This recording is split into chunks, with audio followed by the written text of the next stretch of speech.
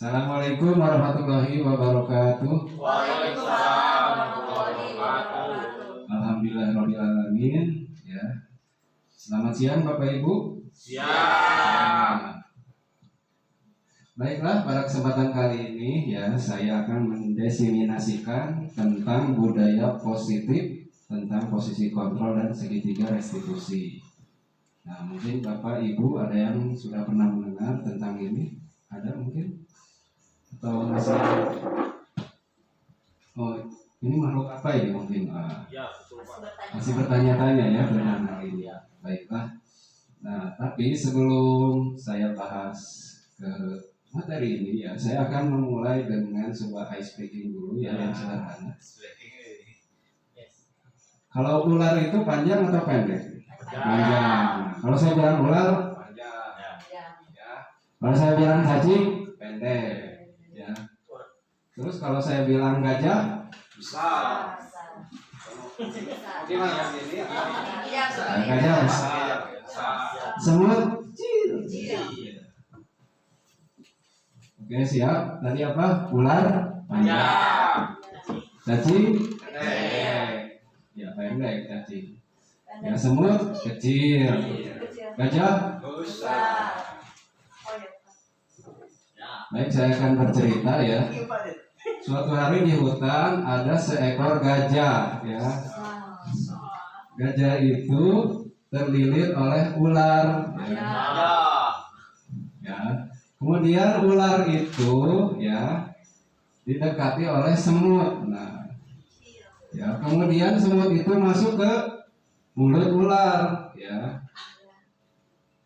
Kemudian ya si ular itu mati dan dimakan cacing. Ya.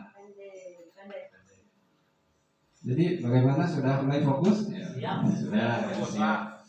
Baiklah, langsung saja.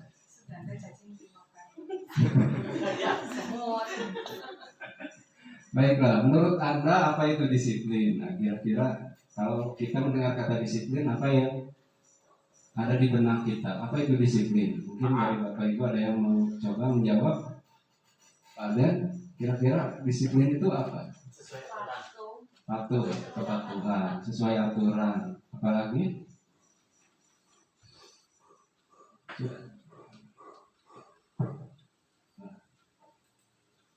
Baiklah, secara definisi disiplin adalah suatu kondisi yang terbentuk oleh serangkaian tindakan yang menunjukkan nilai-nilai kepatuhan. Nah, kalau di sini berarti dia itu luas maknanya. Disiplin tidak hanya tepat waktu ya, atau dan lain-lain. Dan salah satu nilai karakter tersebut selalu ditanamkan guru di sekolah. Apa harapannya supaya tercipta iklim belajar yang kondusif?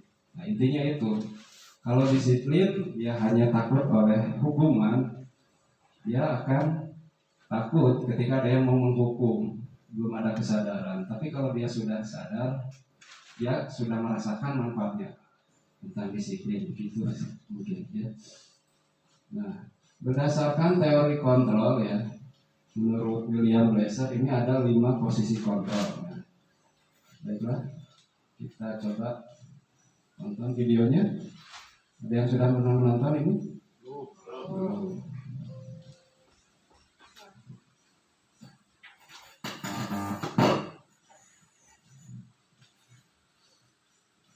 Salam dan bahagia Ibu dan Bapak Guru. Selamat datang di modul 5 posisi kontrol. Kali ini tentang posisi kontrol dulu. Pada materi pertama di modul ini, kita akan berkenalan dan belajar mengenai konsep 5 posisi kontrol dulu.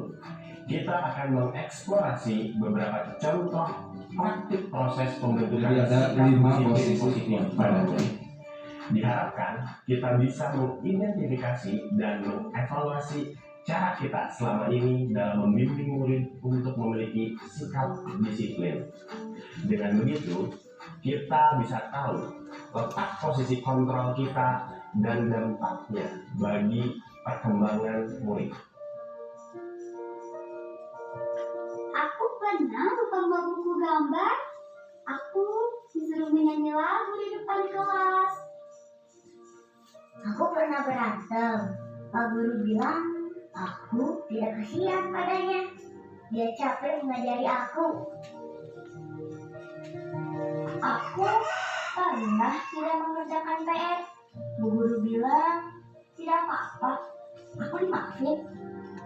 Aku pernah salah memakai seragam sesuai peraturan. Aku disuruh pulang. Tidak boleh mengikuti sekolah. Aku mengejek guru. Kemudian aku dipertemukan dengan guru tersebut untuk berdiskusi akan dampak dari perbuatanku.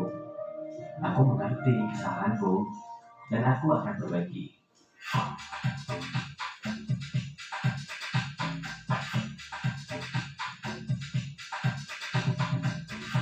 Apa nih reaksi ibu dan bapak mendengar cerita tentang mereka? Saat kita ingin membuat murid kita memiliki sikap disiplin, kita menggunakan beberapa cara yang berbeda untuk bisa mengontrol murid. Sebenarnya kontrol seperti apa sih yang bisa kita terapkan di kelas? Ibu dan bapak, sebelum kita masuk dalam 5 posisi kontrol, mari kita samakan dahulu persepsi tentang konsep disiplin. Selama ini, melekat sekali di benak kita bahwa disiplin sangat erat kaitannya dengan kontrol. Tetapi, apakah iya disiplin di sekolah itu maksudnya kita dapat mengontrol murid? Dr. William Geisel membantu kita Iya atau tidak ketika kita mendisiplinkan anak kita mengontrol siswa. Mari kita lihat Mengontrol siswa. tabel ini agar kita bisa meluruskan beberapa miskonsepsi tentang kontrol terhadap murid. Berikut tabel ilusi kontrol dan kenyataannya.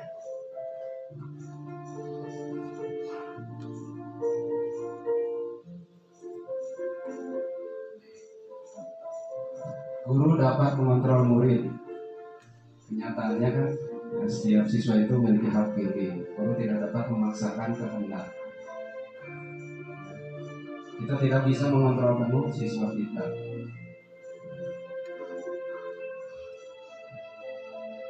Kemudian semua menunjukkan muatan positif, bicara efektif dan bermanfaat. Ini tadi.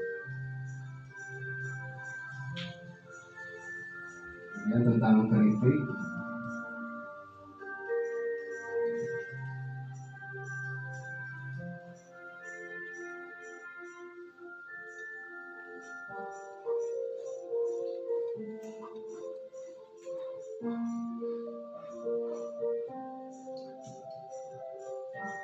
Orang dewasa punya hak untuk memaksa, tapi kan ya, siswa juga Dengan meluruskan miskonsepsi tentang kontrol terhadap murid, kita bisa mengubah pandangan kita bahwa manusia memiliki kebutuhan yang berbeda.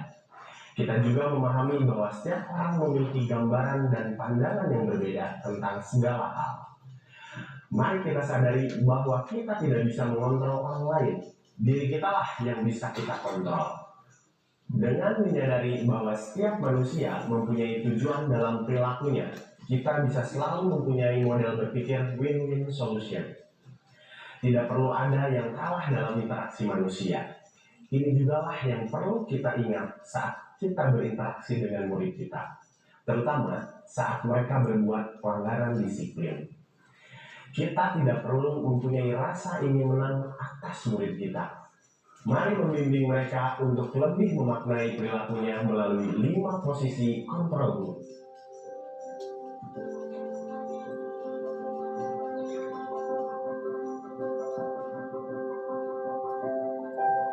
pertama ada penghukum. Ya.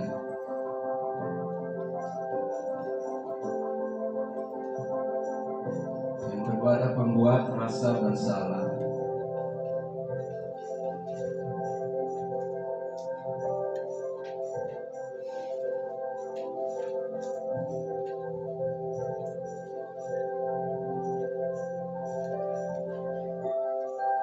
Yang ketiga sebagai teman.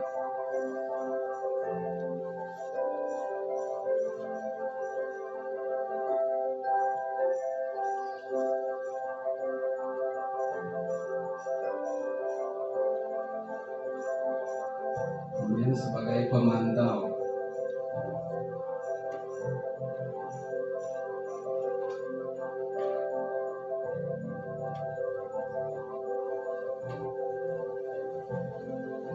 bekerja sebagai manajer.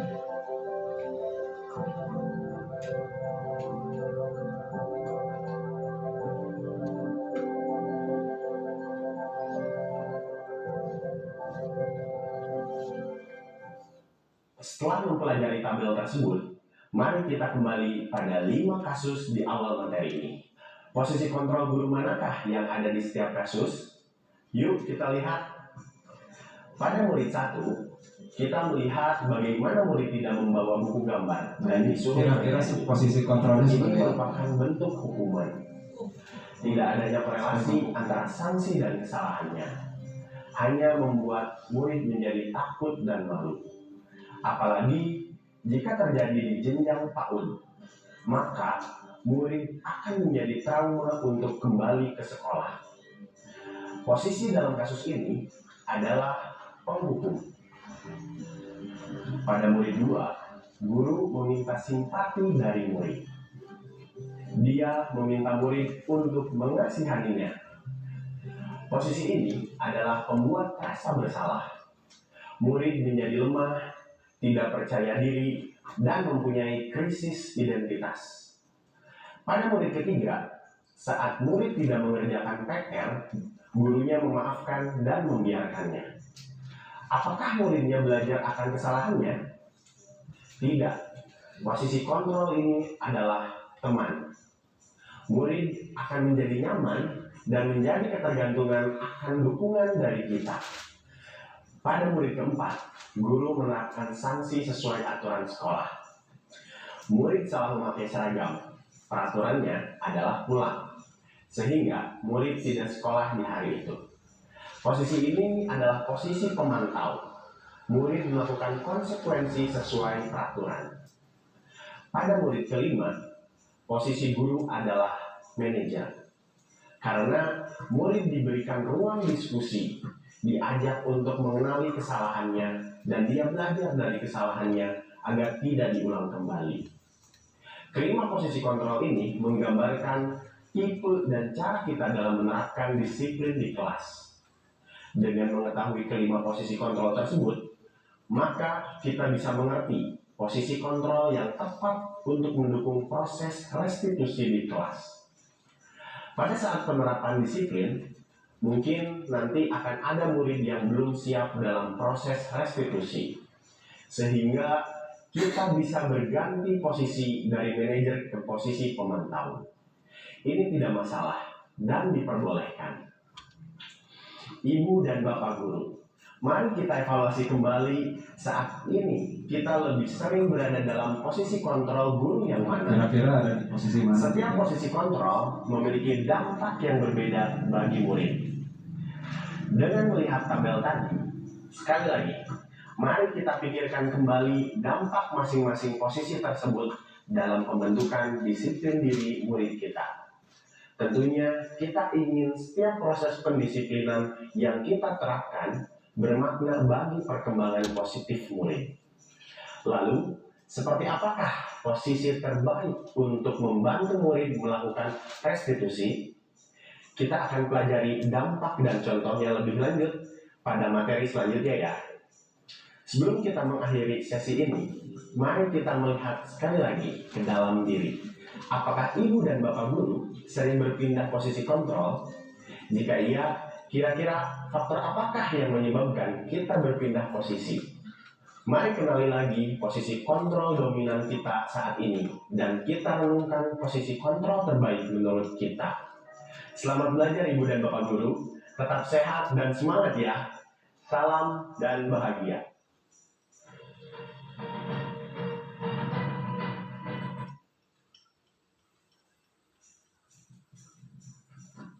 Setiap orang memiliki gambaran dan pandangan yang berbeda terhadap segala hal, dan kita tidak bisa mengontrol orang lain.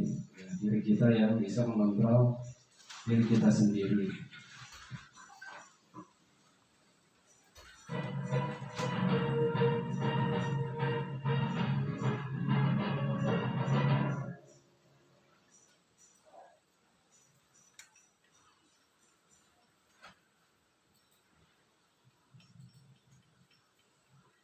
Yang pertama tadi apa? Penghukum ya. kita masih sebagai penghukum, posisi kontrolnya kira-kira masih ada ya. Kita masih kadang menghukum anak tidak pakai sepatu sesuai harinya, hukum. Anak tidak bawa atau tidak mengerjakan PR, hukum. Tidak mengerjakan tugas, dihukum. Jadi kira-kira apa dampak negatifnya kalau sebagai penghukum? Masih ingat?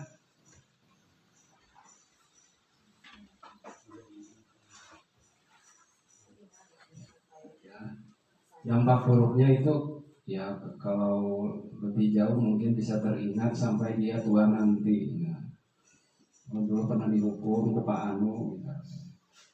Pernah disetrap atau apa, disinter.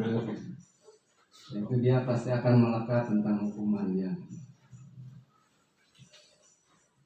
Nah, kenapa kita masih sebagai penghukum? Karena kita menganggap dengan hukuman akan mempercepat masalah. Tapi kenyataannya kan tidak semua masalah bisa diselesaikan dengan hukuman. Tergantung masalahnya apa. Kalau tidak pakai helm itu hukuman ada hukumnya kan? Ada. Tapi itu kan hukum negara ya, diatur oleh undang-undang. Kalau hukum sekolah berarti peraturan sekolah yang dipakainya. Kemudian ada membuat rasa bersalah. Masih ingat bagaimana caranya membuat anak merasa bersalah tadi di dialognya? Kamu membuat ibu atau bapak jadi kecewa, bisa nanti bapak bisa dimarahin kepala sekolah, atau bisa membuat anak itu jadi minder ya, dampak negatifnya merasa bersalah dan rendah diri. Nah, tentu ini akan berdampak penilaian diri yang buruk pada dirinya sendiri. Nah, bagus atau tidak posisi kontrol seperti ini? Tidak tepat, ya, kurang tepat. Ada sebagai teman. Nah,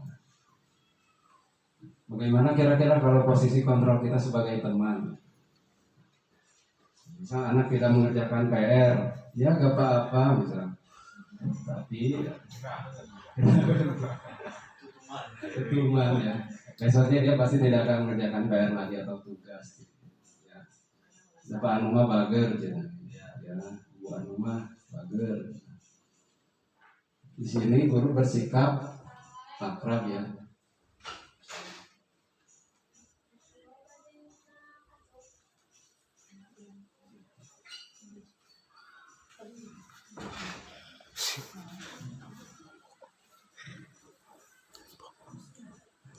Nah, posisi guru sebagai teman.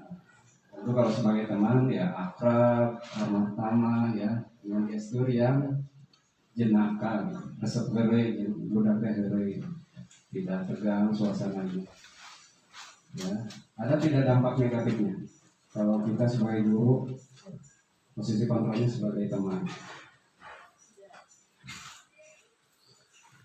Ya, kadang kan ya guru juga harus sebagai teman, tetapi harus tahu waktunya kapan ya. Kalau ketika cengkrama tentu ya posisi sebagai teman itu baik-baik saja, tapi ya, sebagai guru di kelas yang melakukan penilaian ya, yang melakukan pengajaran pendidikan tentu ya tidak selalu sebagai teman gitu, untuk hal-hal tertentu ya. Nah, hal lain yang dapat timbul ya, murid akan berlaku baik hanya kepada guru tertentu dan akan berlaku semaunya jika bersama guru lain. Ada anak yang ngawal ya ke guru A, ke guru B mah nggak nurut, ada yang seperti itu. Kadang anak laki-laki kalau ke ibu guru melawan, kalau ke bapak guru akur.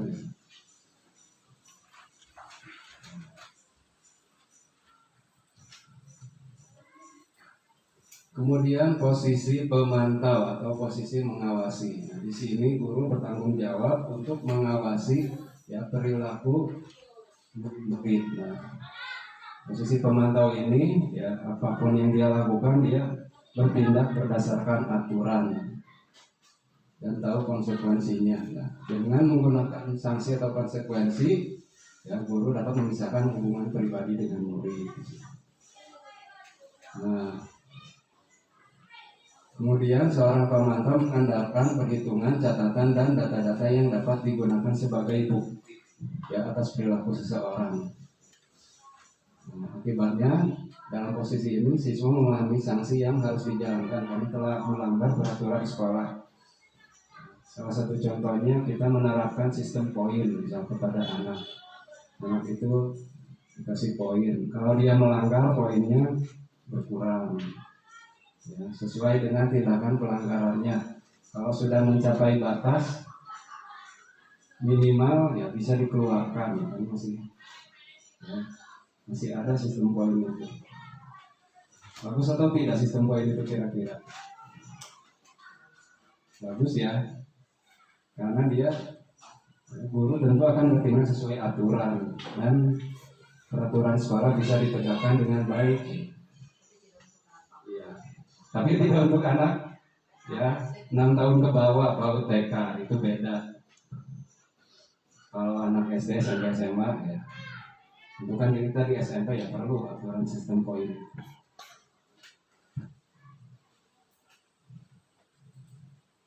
Dan yang terakhir sebagai manajer, ya.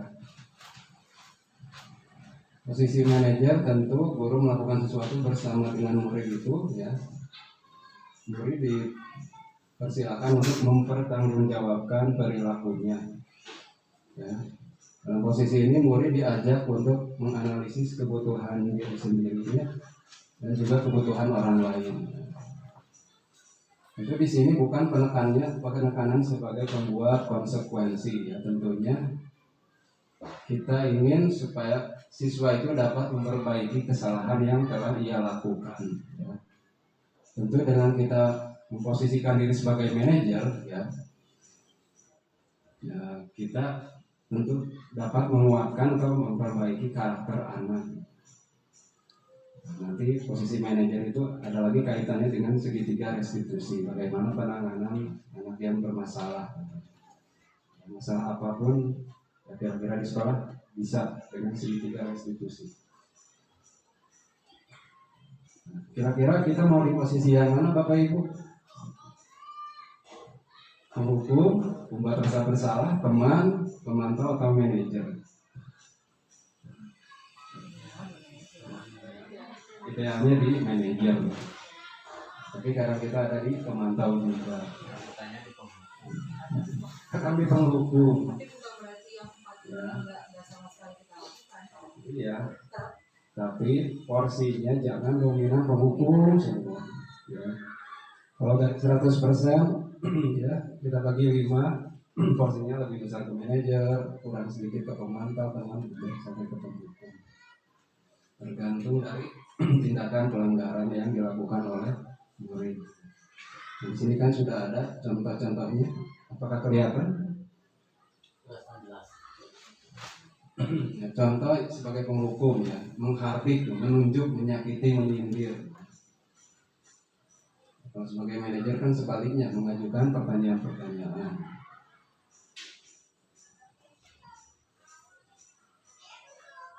Kemudian ini ada contoh perkataannya.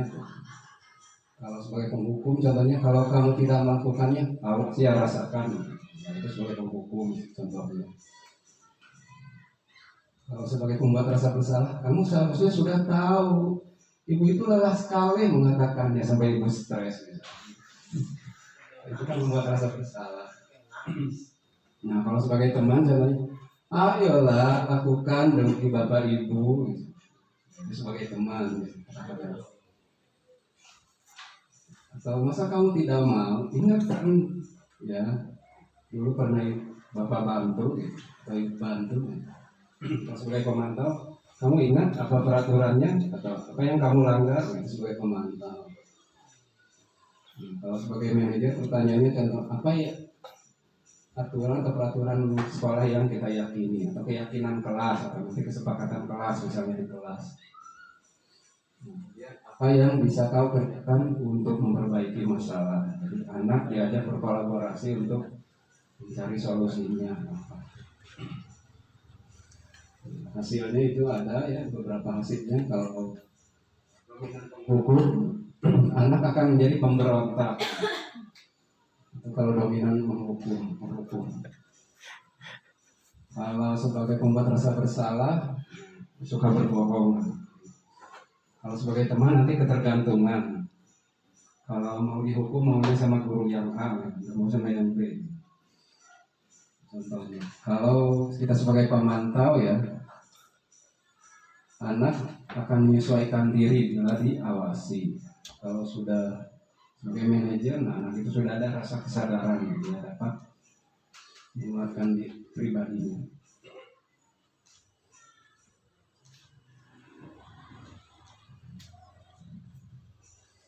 Kemudian kaitannya dengan dampak pada murid. Kalau sebagai penghukum terus ya, anak akan terus mengulangi kesalahan. Kalau pembuat rasa bersalah, dia tadi rendah diri. Kalau sebagai teman tidak mandiri ya, lemah. Apa-apa harus dibantu ya. Kita evaluasi kemarin waktu camping ya. Apa-apa harus dari guru itu. Berarti posisi kita masih sebagai teman gitu. Anak masih ketergantungan ketika kemah untuk ini itu masih harus dari guru dibantu. Harusnya sudah mandiri ya nanti ketika sudah siap berkemah. Kemudian kalau sebagai pemantau menitik beratkan pada sanksi atau hadiahnya, ya ada reward, ada punishment. Kemudian sebagai manajer, akan mengevaluasi diri bagaimana cara memperbaiki diri. Tinggal pilih posisi kita tergantung permasalahannya. Nah, yang video ini sudah ya, sama yang ini yang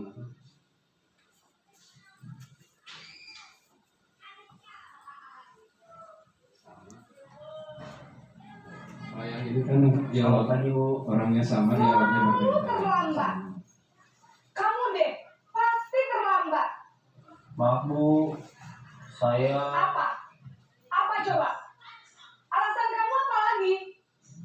Kapan sih kamu tidak terlambat? Malas sekali ya kamu jadi anak. saya Dasar pemalas. Nah, itu posisi kontrolnya sebagai apa ya tadi? Memahami kelima posisi tersebut, mari kita saksikan kasus Basket 5 kali sekalian. Biar kapok. Cepat, Disuruh pergi sana ke lapangan basket. keliling lapangan basket itu.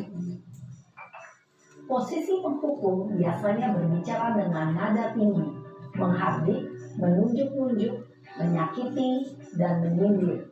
Hukuman bisa berupa fisik maupun psikis. Ibu dan bapak guru hebat. Dampak yang terjadi pada murid ketika guru berada pada posisi penghukum adalah murid cenderung akan memberontak, bahkan menyimpan dendam.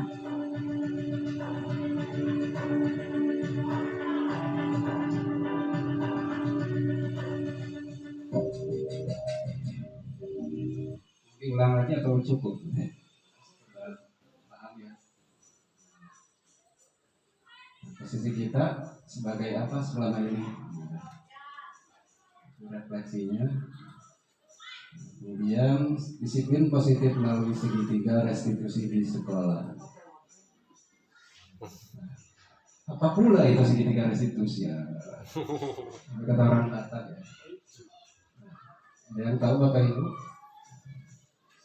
Nah, secara definisi segitiga restitusi itu proses menciptakan kondisi untuk murid memperbaiki kesalahan mereka sehingga mereka kembali ke kelompok mereka.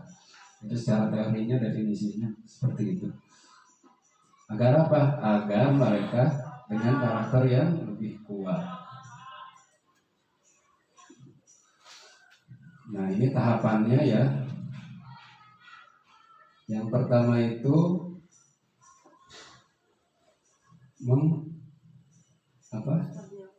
menstabilkan identitas, distabilkan dulu ya, jangan langsung dijawab pertanyaan segala macam ya. Kemudian menanyakan keyakinan, kamu ingin menjadi orang seperti apa, nilai apa saja yang telah kita sepakati ya, contoh kalimat. Dan terakhir memvalidasi kebutuhan. kamu tentu punya alasan mengapa melakukan itu. Adakah cara efektif untuk mendapatkan yang kamu butuhkan? Itu singkatnya ya. Langkah-langkah penerapan segitiga restitusi. Nah, apa itu menstabilkan identitas ya? Tentu agar anak yang merasa gagal karena berbuat salah itu dia menjadi positif ya. Ditenangkan dulu ya. Nah, ini contoh kalimatnya, yang berbuat salah itu hal yang manusiawi. Manusiawi tidak Bu? Bapak Ibu ya, manusiawi berbuat salah itu. Tidak ada manusia yang sempurna ya. Kemudian ya Bapak Ibu juga ya, buat salah. Contoh beberapa kalimat untuk menstabilkan identitas ya.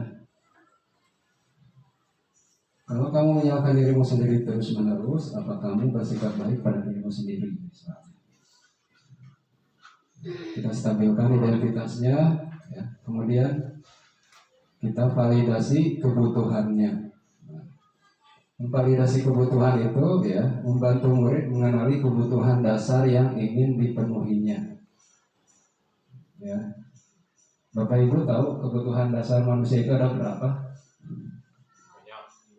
Ada 5. Kebutuhan akan kasih sayang, kebutuhan atas pengakuan, ya ingin diakui, kami mah juara kelas misalnya. Ya, memang ketua OSIS, anak itu pasti ingin diakui. Kemudian kebutuhan akan rasa aman. Anak itu kalau tidak aman, beda kan? Kalau dia merasa tertekan, beda kelihatannya. Ya. Kemudian kebutuhan apa lagi?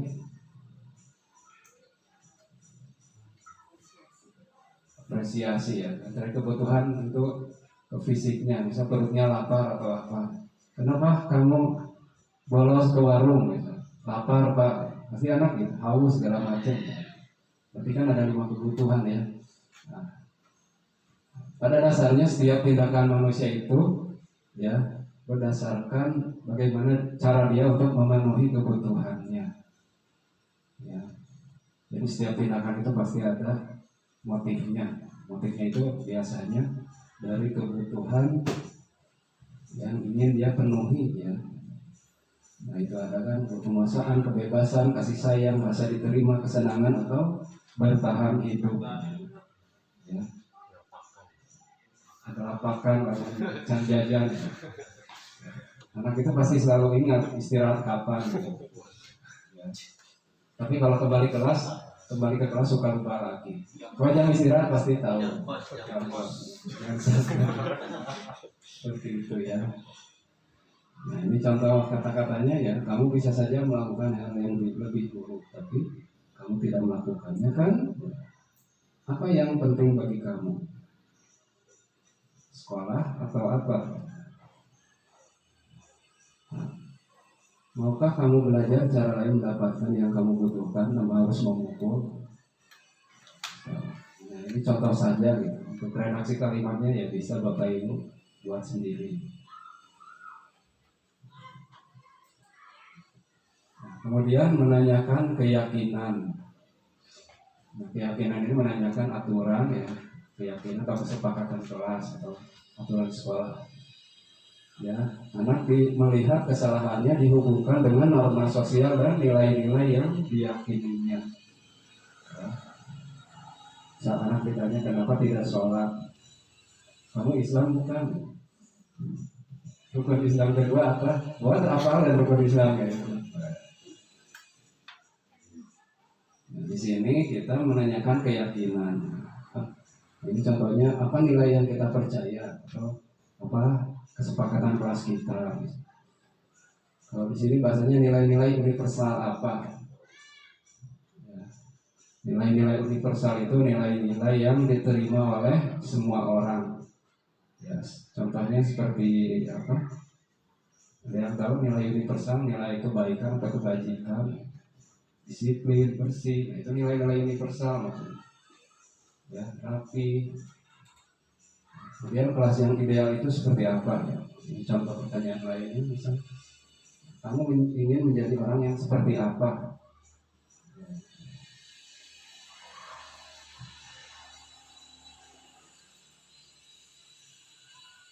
Ini contoh video penerapan segitiga restitusi.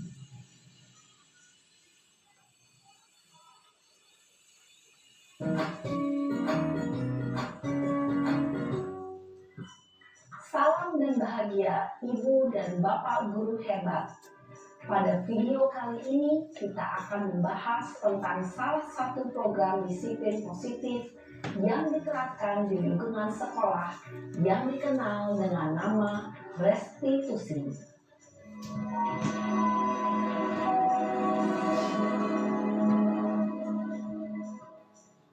Restitusi dikembangkan oleh pakar pendidikan Diane Gosson, berlandaskan pada teori kontrol Dr. William Glasser. Segitiga restitusi adalah suatu proses dialog yang dijalankan oleh guru atau orang tua agar dapat menghasilkan murid yang mandiri dan bertanggung jawab. Pada saat guru di posisi manajer, aspek yang dikembangkan pada murid adalah motivasi intrinsik, sehingga penanaman nilai-nilai kebajikan dapat tumbuh dan berkembang menjadi suatu kebiasaan positif yang akhirnya membentuk karakter murid. Proses dialog ini terdiri dari 3 langkah yang digambarkan pada ketiga sisi pada segitiga restitusi. Sisi pertama adalah menstabilkan identitas. Sisi yang kedua adalah validasi tindakan yang salah. Dan sisi yang ketiga adalah menanyakan keyakinan. Ibu dan Bapak guru, berikut ini akan ditunjukkan bagaimana seorang guru berada dalam posisi manajer menggunakan penerapan segitiga restitusi.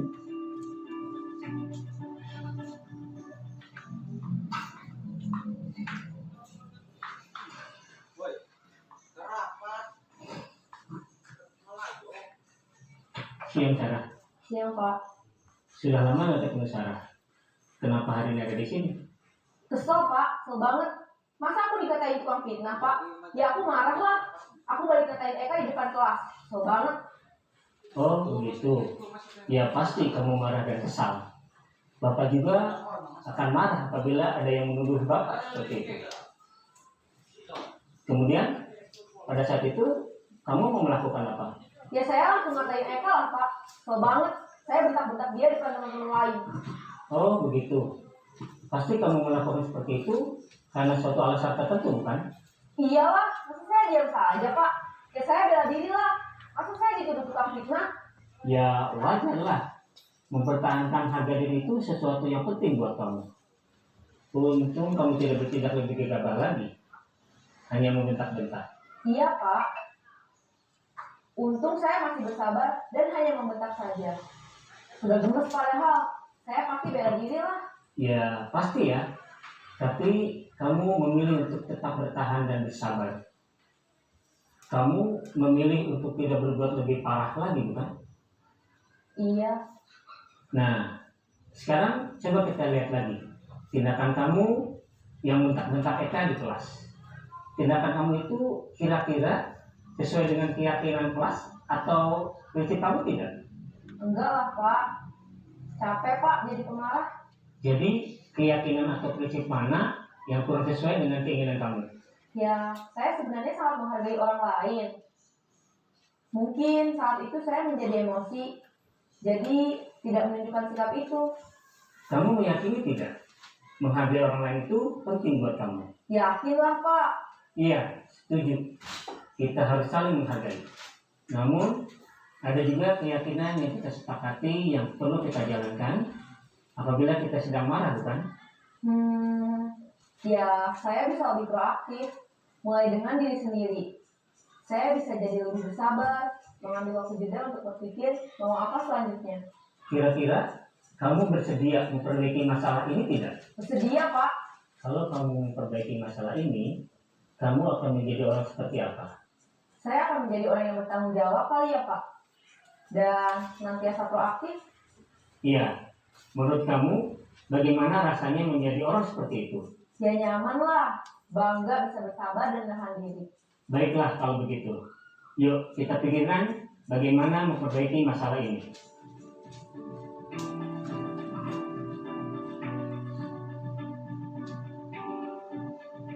Ibu dan Bapak guru hebat. Baru saja kita menyaksikan contoh bagaimana seorang guru berada dalam posisi manajer menggunakan penerapan segitiga restitusi. Mari kita bahas satu persatu.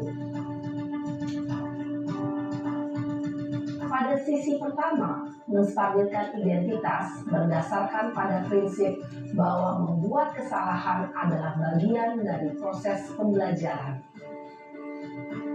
Sisi pertama dari segitiga ini berperan menggeser identitas murid dari identitas gagal ke identitas sukses. Murid yang sedang bertingkah laku yang tidak pantas atau menarik diri saat itu sedang mengalami identitas gagal. Bila kita mengkritiknya, maka posisinya tidak akan berubah. Kita bisa mengajukan pernyataan-pernyataan ini. 1. Membuat kesalahan sesuatu yang wajar. 2. Manusia tidak ada yang sempurna. 3. Kita bisa memperbaiki masalah ini. 4. Saya tidak menanyakan kesalahannya. Saya lebih fokus bagaimana memperbaiki masalah ini. 5. Apakah saat ini kamu tengah menjadi orang yang baik untuk dirimu sendiri? Pada sisi kedua, validasi tindakan yang salah berlandaskan pada prinsip bahwa setiap perilaku berupaya memenuhi suatu kebutuhan tertentu.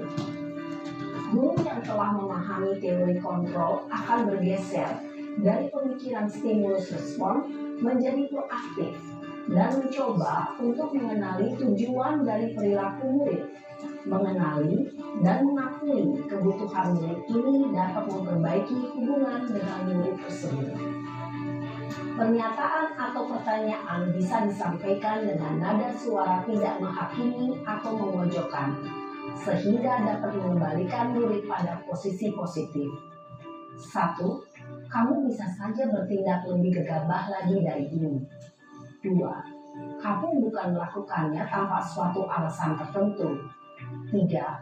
Kamu melakukannya karena mempertahankan sesuatu yang penting bagimu. 4. Mungkin kamu bisa mempelajari suatu perilaku baru yang lebih efektif. Bersediakah kamu mempelajarinya? Selanjutnya, kita akan simak sisi terakhir, yaitu menanyakan keyakinan. Teori kontrol menyatakan bahwa pada dasarnya kita termotivasi secara intrinsik. Pada saat perilaku yang salah telah divalidasi dan identitas sukses telah stabil, maka murid telah siap menaikkan keyakinan-keyakinannya dengan tindakannya yang salah dan pemikirannya telah bergeser ingin menjadi orang yang dituju. Pertanyaan-pertanyaan ini dapat menaikkan keyakinan-keyakinan yang dianut murid. 1. Sebagai keluarga atau kelas, apa yang kita yakini? 2. Nilai-nilai apa yang telah kita sepakati? 3. Seperti apa gambaran sebuah kelas yang ideal bagi kamu? 4. Kamu ingin menjadi orang seperti apa?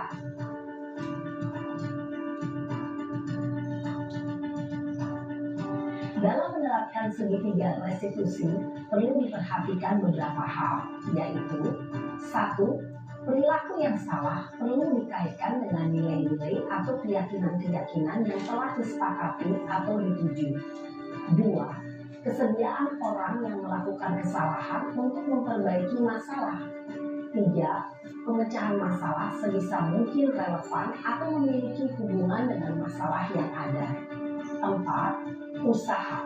Perlu adanya suatu usaha perbaikan dari pihak yang berbuat kesalahan. 5. Waktu. Perlu didedikasikan waktu dari pihak yang berbuat kesalahan. Tanyakan kapan akan mulai diberlakukan usaha untuk memperbaiki masalah. Dengan memahami struktur penerapan segitiga restitusi, Diharapkan guru dapat menerapkan posisinya sebagai manajer dengan mengajukan pertanyaan-pertanyaan bermakna yang dapat membuat murid menjadi lebih percaya diri, bertanggung jawab, dan mandiri. Nah, Ibu Bapak Guru perlu tidaknya mengikuti ketiga tahapan dalam segitiga restitusi bergantung pada ringan beratnya suatu permasalahan. Misalnya, bila permasalahan tersebut ringan, maka tidak perlu dijalankan secara berurutan. Bahkan bisa semudah menanyakan apa keyakinan yang kita sepakati. Dengan menjalankan segitiga restitusi, dengan mengajukan pertanyaan-pertanyaan bermakna, diharapkan murid menjadi lebih kuat secara pribadi, dapat membuka wawasan murid agar dapat menyelesaikan permasalahannya sendiri, semakin percaya diri, mandiri, dan merdeka. Salam dan bahagia, Ibu Bapak Guru hebat. Ya, baik Bapak Ibu guru yang hebat. Bagaimana? Mantuk?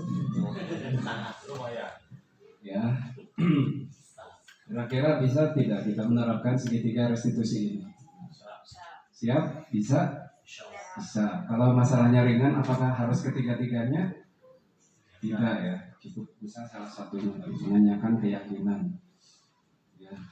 Kalau sudah mengerti, sudah beres. Kalau belum, ke tahapan selanjutnya. Masih belum juga, tahapan ketiga. Ya, kalau ketiga-tiganya tidak berhasil, bagaimana? Nah, kembali ke posisi 1 ya, sebagai penghukum. Ya, itu kalau sudah berat, tergantung kasus yang dihadapi. Ya.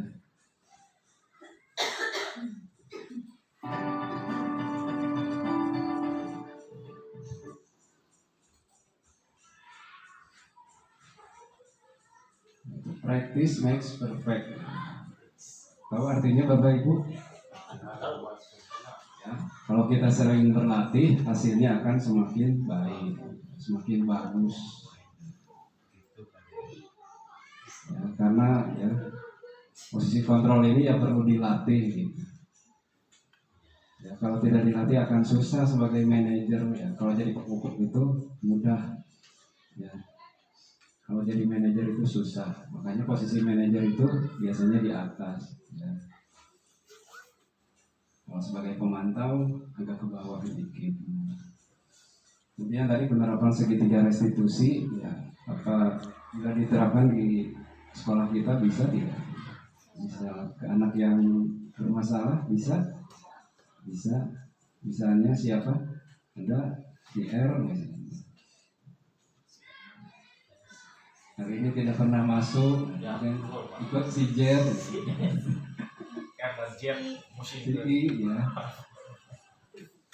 Nah, itu perlu kita lakukan tindakan segitiga restitusi ya, anak-anak yang belum bisa disiplin.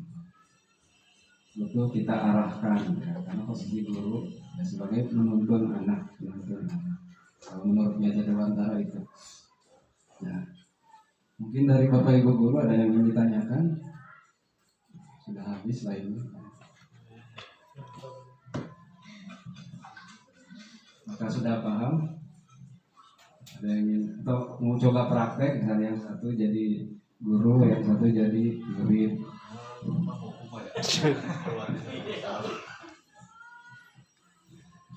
Dan siapa tahu mau dilatih, mau simulasikan, dicoba.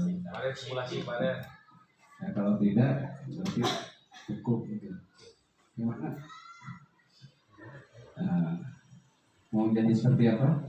Manajer, penghukum, disesuaikan dengan situasi dan kondisinya, dan siapa yang dihadapinya, anak yang masalahnya seperti apa, dari ringan, sedang, sampai berat.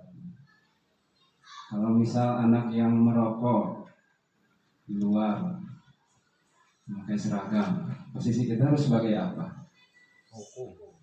Hukum. Kalau anak yang terlambat, posisi kita sebagai apa? Pengawas, memantau, manajer. Bisa juga. Kalau anak mencontek di kelas, posisi kita sebagai apa? pengawas, pemantau, Ya. mengawasi ujian. Nyontek cerekan. Ya, misal anak saling ejek, misal, ya, kan anak itu biasa di kelas suka saling ejek. Sebagai apa nanti posisi kontrol kita? Sebagai manajer ya. Andri menanggapi ya. Ya. Posisi kontrol dan segitiga restitusi. Jadi sebetulnya Bapak Ibu tidak ada yang salah dengan posisi itu, ya. Jadi mau itu posisinya di A, B, C, D sampai yang tadi itu semuanya memang perlu ya, perlu. Jadi mengcombine. Di mana nih posisi kita pada saat menghadapi situasi tertentu. Dan dikembalikan lagi disesuaikan dengan kebutuhan siswanya. Iya budak sih karena butuh dihukum ya. Berarti posisi kita pada saat itu ada di posisi hukum. Jadi kita harus tahu dulu kebutuhan anaknya. Pada saat melihat anak ini, oh kayaknya ini anak butuhnya ditemani, diajak ngobrol. Posisi kita berubah menjadi teman, ya. Ini anak kayaknya butuh dipantau, butuh diawasi. Karena dia kayaknya di rumah kurang perhatian, kurang kasih sayang dari orang tua. Kita di sana menjadi posisi pemantau, gitu ya. Atau ada anak yang justru memang dari mulai gayanya, gitu ya, dia merasa sok lah, gitu. Ada dia anak kayak gitu ya, ingin memperlihatkan, ingin memperlihatkan kebutuhannya. Oh kebutuhan anak ini tadi sesuai dengan kebutuhan dasar ini diakui, gitu ya, diakui. Tapi terlalu over mungkin diakuinya. Biasanya Pak Pajar bisa melihat potensi anak yang ingin diakui validasinya gitu ya. Terkadang Pak Pajar bisa saja menjadi ada di posisi pembuat rasa bersalah anak itu. Ya, bahwa tidak semuanya seperti kamu, bahwa kamu perlu kolaborasi nih, sok ayah nih mau main bola nih yang menonjol satu orang gitu ya, atau Bu Yeli mungkin melihat potensi anak. Tapi memang yang paling ideal ketika kita menghadapi situasi yang berhubungan dengan anak ya, dengan berbagai kebutuhannya, kita harus berlatih menjadi seorang manajer. Ya. Segitiga restitusi bisa diterapkan ketika Bapak Ibu berada di posisi menjadi manajer.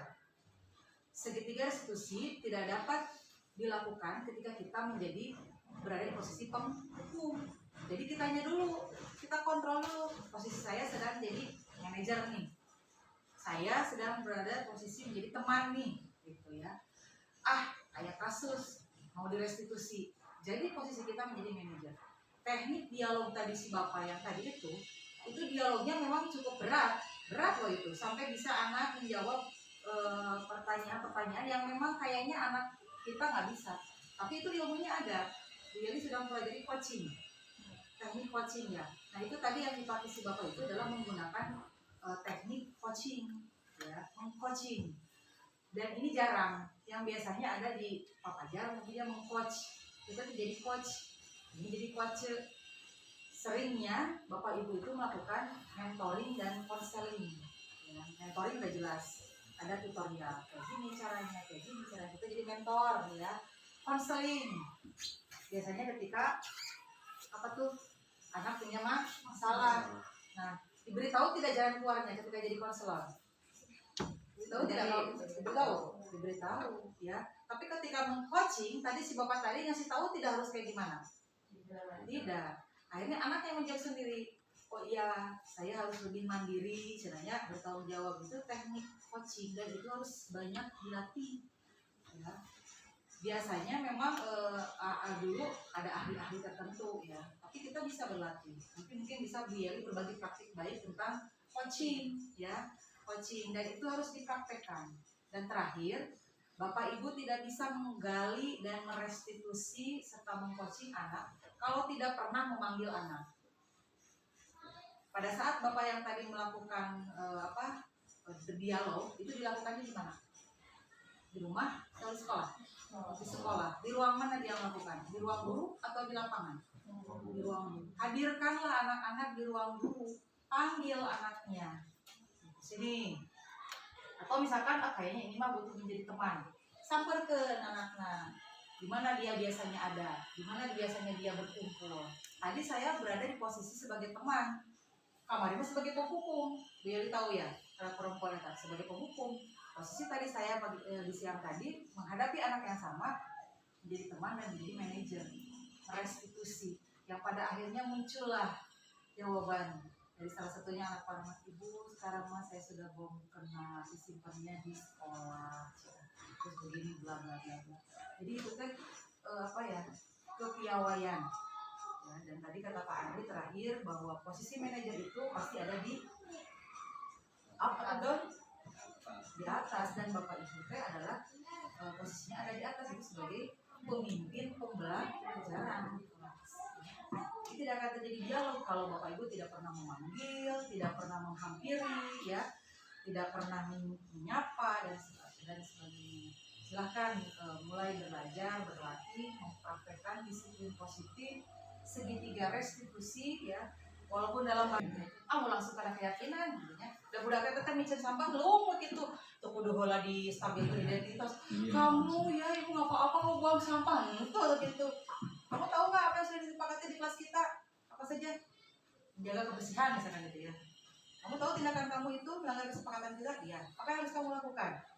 Seharusnya saya membuang sampah pada tempatnya, Pak. Silakan dilakukan. Menghukum tidak? Tidak ada hukuman kan di sana ya. Jadi silakan berbagi praktik baik, dan saya tunggu nanti di Ombel beberapa materi kayak coaching ya. Bu Yeli sudah tadi diferensiasi sudah? Diferensiasi, teknik coaching, PSS sudah ya. Sekarang di modul 3 titik 2 berarti tentang sudah ke aset, best thinking aset. Itu yang di Bu Yeli, berpikir berbasis aset. Bagaimana perasaan Bu Yeli sampai sejauh ini? Sibuk ya. Silakan tanyain ke Pak Andri, sok Pak Andri nanyakan. Saya sih menemukan restitusi itu ditanyakan Pak Andri. Coba. Bapak Ibu mungkin tidak akan kita tidak terbiasa karena teori-teori ini teori baru ya Pak Andri ya. Hadirnya itu di awal tahun 2012. 2012 kan kita sudah menjadi guru ya. Kita kuliah kan di bawah 2010 ya rata-rata ya. Bu Yeli masih kuliah 2012. Jadi teori ini hadirnya dari 2012 ke sini kayak restitusi, masih jadi kayak masih asing. Selamat syukur nanti juga akan bertemu dengan P5 di PPG ya. Iya.